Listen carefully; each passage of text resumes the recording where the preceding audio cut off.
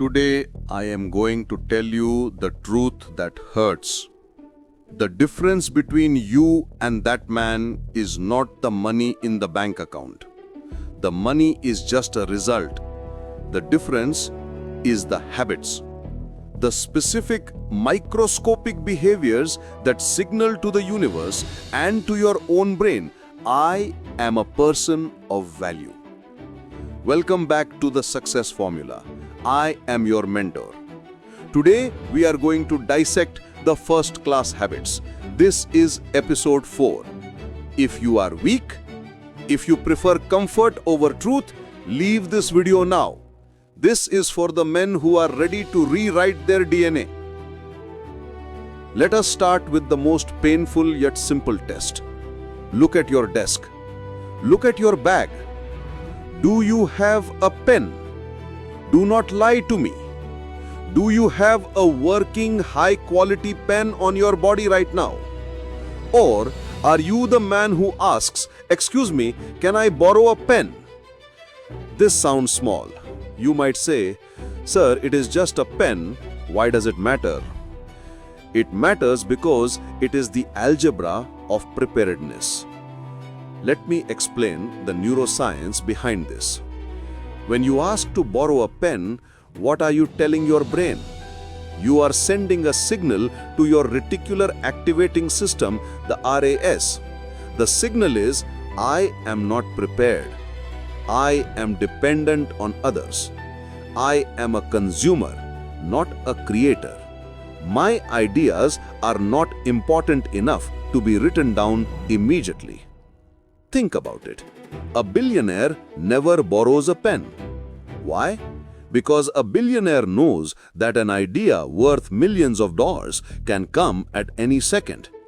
If he has to spend 30 seconds looking for a pen or asking a stranger for one, the idea is gone. The inspiration evaporates. The opportunity, dead.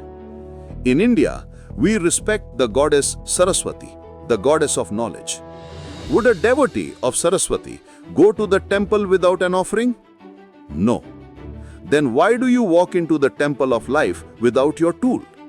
The pen is your sword. The pen is your wand. By not carrying one, you are walking into a battlefield with empty hands. I remember a young man I mentored. He was smart. He had an MBA. He was ambitious, but he was always scattered. One day, we were in a meeting with high net worth investors.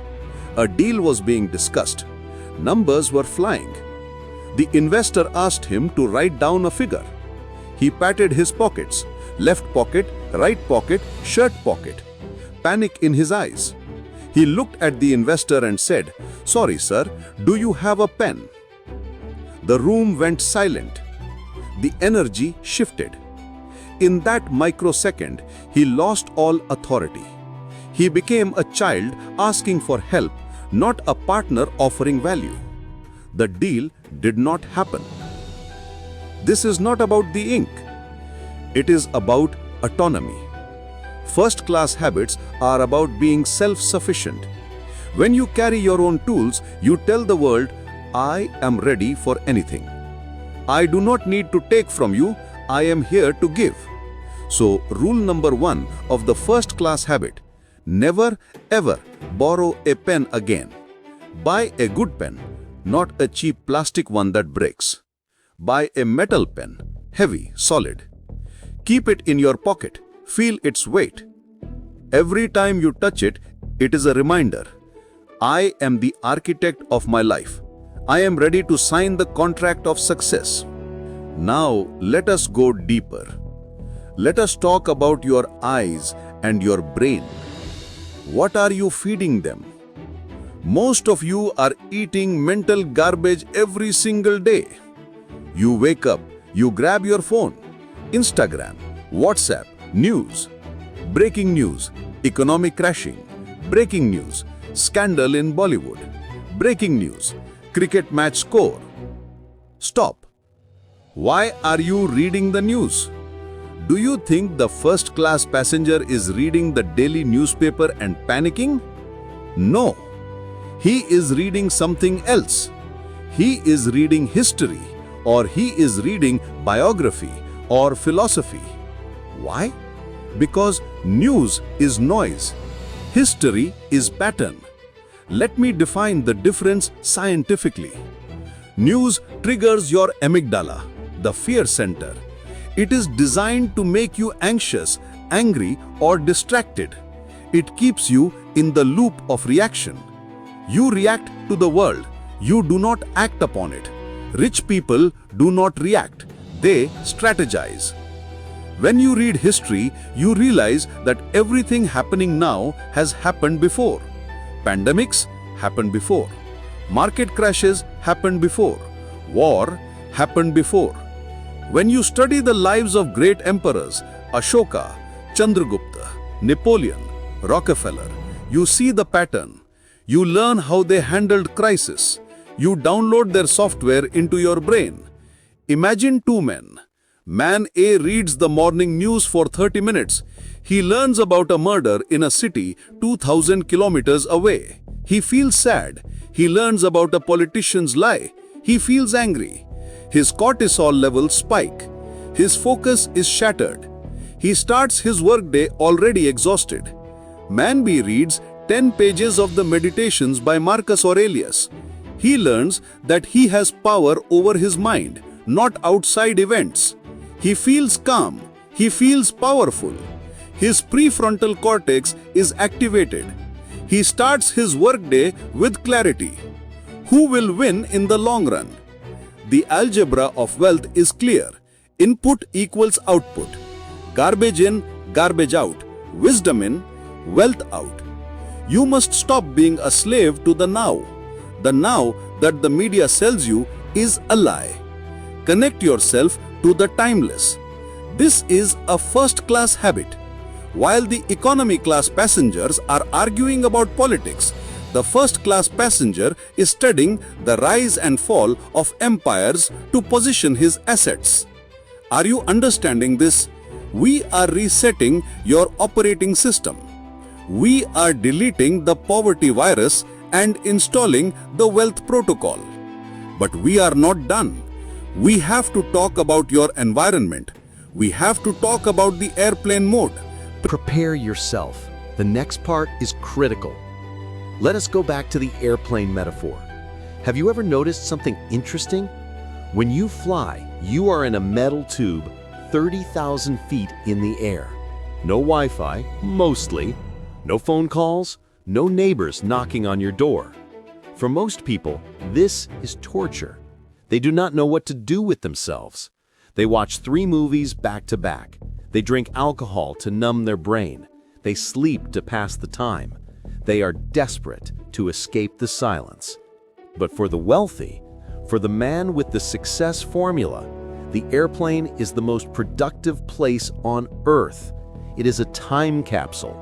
It is a focus bunker. Rule number 3 of first-class habits. Control your environment. Master the isolation. You do not need to be on a literal plane to do this. You can create a first-class cabin in your room, in your office, even in a crowded Mumbai local train if you have noise-canceling headphones. The poor mind craves distraction.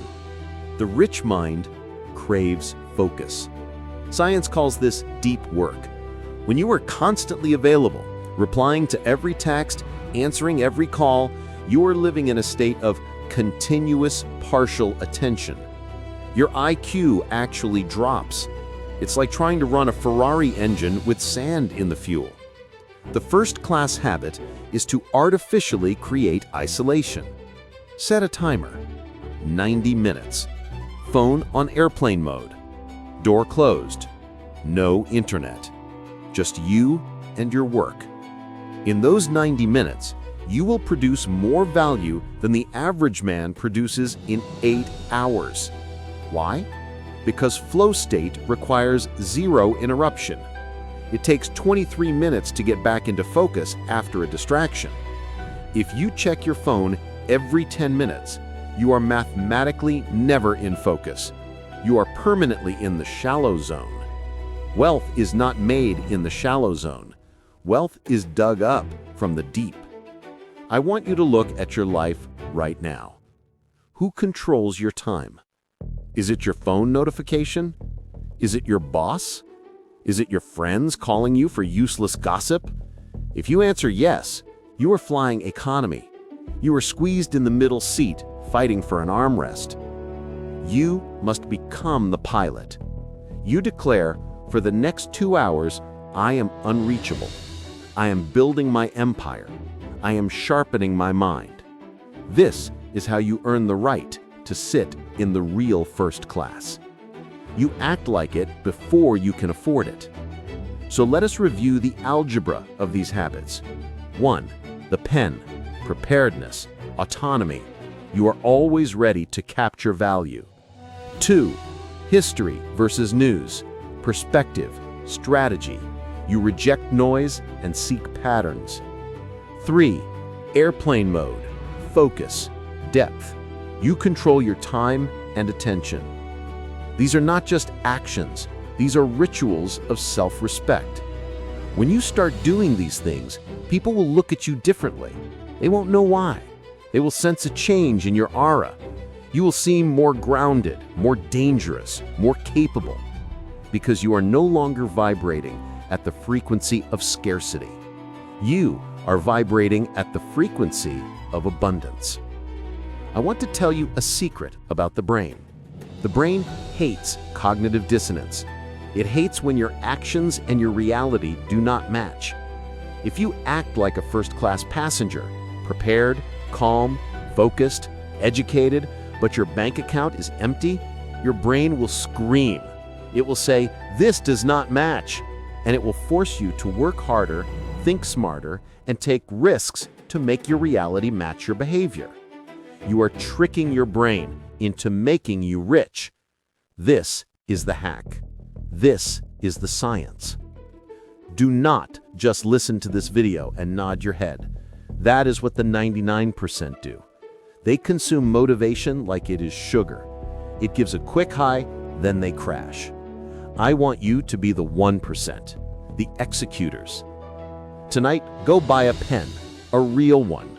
Tonight, delete the news app. Download a book about a great emperor. Tomorrow morning, put your phone on airplane mode for the first 2 hours of the day. Do this for 21 days. Your neural pathways will change. Your posture will change. Your bank account will eventually have no choice but to follow. I am watching you.